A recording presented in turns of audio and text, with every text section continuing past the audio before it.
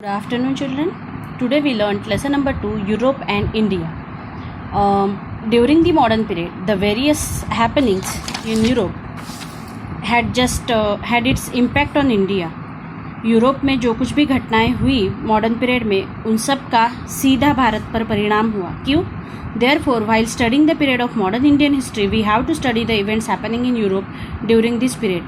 इसीलिए जब भी हम मॉडर्न पीरियड की हिस्ट्री की पढ़ाई करते हैं तब हमें इस पीरियड में यूरोप में क्या क्या हुआ इसका डिटेल स्टडी करना भी थोड़ा सा ज़रूरी है. तो कौन सी घटनाएं हुई यूरोप में इसके बारे में हम पढ़ने जा रहे हैं. Period of Renaissance. 13th century से लेकर 16th सेंचुरी तक का जो पीरियड है वो रेनेसा के नाम से जाना जाता है. रेनेसा मीन्स रिवोल्यूशन मतलब चेंजेस, परिवर्तन जिसे कहते हैं, है ना. तो यूरोप में हिस्ट्री में यूरोप की जो हिस्ट्री है उसे 13th सेंचुरी से लेकर 16th सेंचुरी का जो पीरियड है उसे पीरियड ऑफ रेनेसा के नाम से जाना जाता है. इस पीरियड में धार्मिक परिवर्तन हुआ, जोग्राफिकल डिस्कवरीज अलग अलग हुई और इस प्रकार से मॉडर्न एरा का फाउंडेशन हुआ. इसीलिए इसे एज ऑफ रेनेसा कहते हैं. During this period in the field of art, architecture, philosophy etcetera there was a revival of Greek and Roman tradition which gave momentum to an overall development. यहाँ पर तत्वज्ञान, philosophy मतलब तत्वज्ञान, architecture मतलब buildings, जो constructions होता है उसे आर्किटेक्चर कहा जाता है. आर्ट मतलब कला में आता है पेंटिंग, उसके बाद संगीत, म्यूज़िक जिसे हम कहते हैं. ये सब कलाओं में चेंजेस होते गए, ओवरऑल डेवलपमेंट होती गई. ड्यूरिंग द रेनेसा ह्यूमैनिटेरियनिज्म मतलब मानवतावाद वॉज गिवन ग्रेट इम्पेटस मतलब ह्यूमन को सबसे ज़्यादा इम्पोर्टेंस दिए गए. There was a change in the outlook of treating each other as a human being. और एक नया ही परिवर्तन हुआ कि हर एक इंसान को as a human being treat करना चाहिए. Instead of religion man becomes centre. धर्म को इसके पहले मतलब 13th सेंचुरी के पहले धर्म को सबसे ज़्यादा इंपॉर्टेंस दिया जाता था, लेकिन 13th सेंचुरी से लेकर 16th सेंचुरी के पीरियड में ह्यूमन बीइंग को सबसे ज़्यादा इंपॉर्टेंस देना स्टार्ट हुआ. Leonardo da Vinci, he is recognise an all round personality of the period of Renaissance. All round personality थी रेनेसा पीरियड में. He was well versed in different branches of science and art.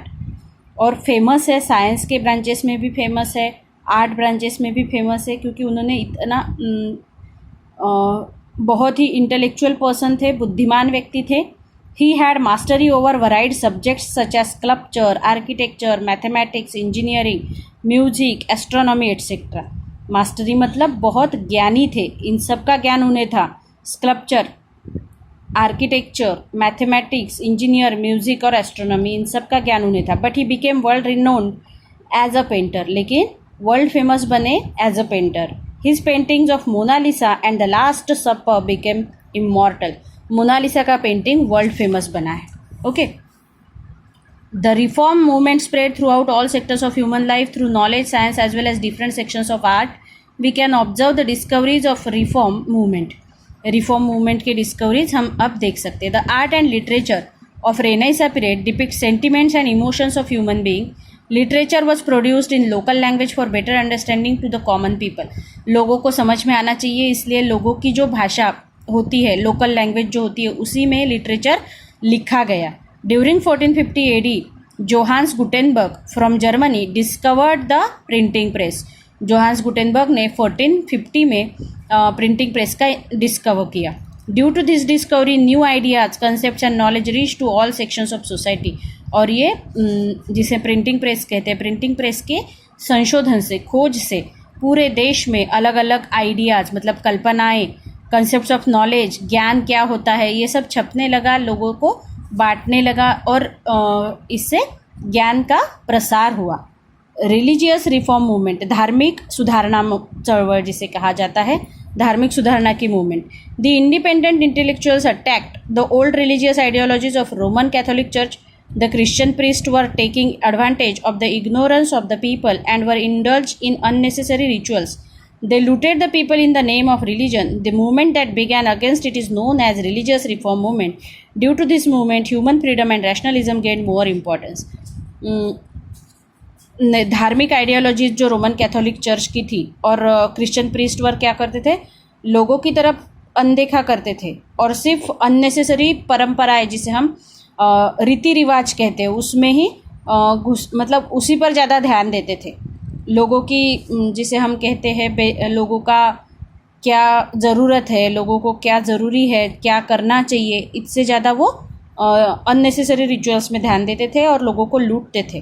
तो इसके against भी movement हुई जिसे religious reform movement के नाम से जाना जाता है। Geographical discoveries in 1453 the Ottoman Turks conquered Constantinople. Constantinople is now Istanbul, which was the capital of Byzantine Empire. Byzantine Empire का capital था। The overland trade routes joining Asia and Europe went through this city.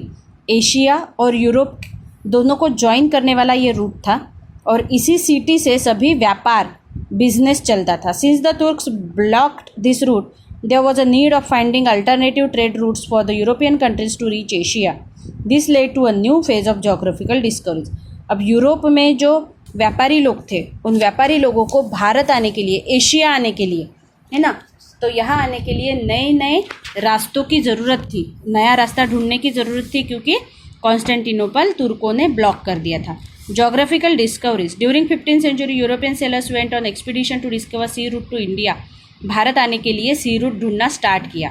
1487 में बोटोलेमू Diaz जो Portuguese seller था उसने India खोजने के लिए शुरुआत की और वो अफ्रीकन कंटिनेंट में पहुंच गया, which we now know as the Cape of Good Hope. आज हम जिसे केप ऑफ गुड होप कहते हैं। 1492 में क्रिस्टोफर कोलंबस फिर से जर्नी के लिए इंडिया की तरफ आने के लिए निकल पड़ा, लेकिन वो अमेरिका ईस्टर्न कोस्ट, जो अमेरिका का ईस्टर्न कोस्ट है, वहाँ पे पहुँच गया। और इन 1498 एडी में Portuguese sailor Vasco da Gama manage to sail past the Cape of Good Hope and reach the Indian coast in Calicut. Cape of Good Hope को अपोजिट साइड में डायरेक्शन में उसने सेलिंग स्टार्ट किया और India के कालीकत में पहुंच गया और 1498 में फिर इंडिया तक पहुंच गए ये लोग।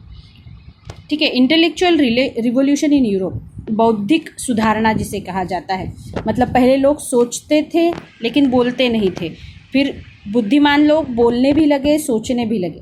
Due to the changes during the renaissance period, Europe proceeded from medieval to modern as.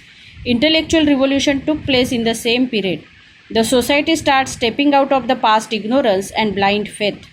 The pre-established customs and traditions came to be seen from a critical point of view. All these changes are addressed as intellectual revolution. जो भी मतलब इसी period में society में, समाज में जो पहले ब्लाइंड फेथ, अंधविश्वास था, उस पर लोग विचार करने लगे कि क्या सच में ये ऐसे होता है, और अंधविश्वास दूर होने लगा। इसी को इंटेलेक्चुअल रिवोल्यूशन कहते हैं। Which gave further momentum to scientific discoveries in Europe, और उसी के बाद यूरोप में साइंटिफिक डिस्कवरीज होना स्टार्ट हुआ। रिवोल्यूशन इन पॉलिटिकल स्फीयर, राजकीय बदल।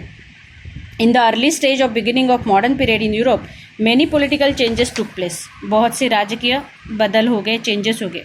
Due to the various revolutionary events during 18th as well as 19th century, this period is known as the age of revolution. इसी को एज ऑफ रिवोल्यूशन कहा जाता है। During this period there was development of parliamentary democracy in India, in England. Bharat मतलब England में भी ये parliamentary democracy का स्टार्टिंग हुआ, डेवलपमेंट हुआ। There was a change in the form of cabinet system, cabinet system में भी चेंज हुआ। The Bill of Rights 1689 led limitations on the power of the king, और जो बिल लाया गया, बिल ऑफ राइट्स जो 1689 में लाया गया, उससे राजा की जो पावर थी उस पर लिमिटेशंस आ गए, और जो पार्लियामेंट की सार्वभौमत्व, सार्वभौमत्व मतलब सर्वशक्तिमान पार्लियामेंट बना इंग्लैंड में। Okay. American War of Independence, with the background of revolutionary development in Europe, it is equally important to think about the American War of independence.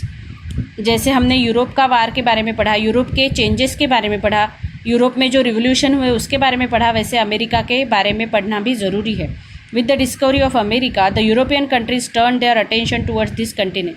America का डिस्कवर होने के बाद यूरोपियन लोग अमेरिका में भी जाने लगे, उस कंटिनेंट पर भी जाने लगे। लेकिन imperialist European countries to control of different regions of America and establish their colonies. वहाँ पर भी इन लोगों ने अपनी कॉलोनीज बनाई। यहाँ पे इंग्लैंड की 13 कॉलोनीज थी ईस्ट कोस्ट अमेरिका के, और England had nominal domination over these colonies, और इंग्लैंड का वहाँ पर नॉमिनल डोमिनेशन भी स्टार्ट हुआ। But later English parliament laid oppressive restrictions and taxes on these American colonies. लेकिन धीरे धीरे जो इंग्लिश पार्लियामेंट थी उन्होंने उन पर रिस्ट्रिक्शंस लगाए, प्रतिबंध किया, टैक्सेस लगाए। The people in America revolted against it, तो अमेरिका के नागरिकों ने उसके अगेंस्ट रिवोल्ट किया, बैटल किया, फाइट किया। England declare war to suppress this colonies, फिर इंग्लैंड ने इन कॉलोनीज को सफ़र करने का मतलब तकलीफ देने स्टार्ट किया। American colonies organise the army under the leadership of George Washington, और जॉर्ज वाशिंगटन के लीडरशिप में अमेरिकन लोगों ने आर्मी ऑर्गेनाइज की and finally won against England, और फिर वो इंग्लैंड के अगेंस्ट जीत गए। This event is known as American War of Independence, और ये जो घटना है इसे अमेरिकन वार ऑफ इंडिपेंडेंस के नाम से जाना जाता है। A new nation known as the United States of America with a federal government, written constitution and based on the principles of democracy was born। और यहाँ पर अमेरिका में यूनाइटेड स्टेट्स ऑफ अमेरिका एक नया नेशन बना जो federal government बना। Written constitution available था अमेरिका के लिए, मतलब रिटन कॉन्स्टिट्यूशन, उन्होंने कॉन्स्टिट्यूशन लिखा अपना, और यहाँ पर डेमोक्रेसी मतलब लोकशाही स्टार्ट हुई। We will learn about the French Revolution, Industrial Revolution in the next video.